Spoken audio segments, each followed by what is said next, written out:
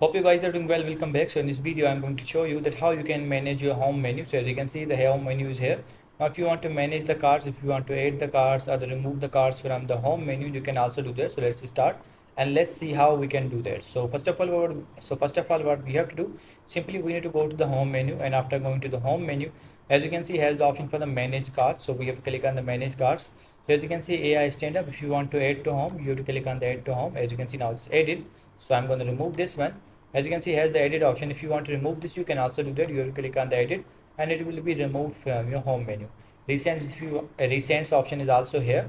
If you want to add to home, you can also do that. If you want to remove this from home, you can also do that. So I'm going to add this and I'm going to remove the agenda.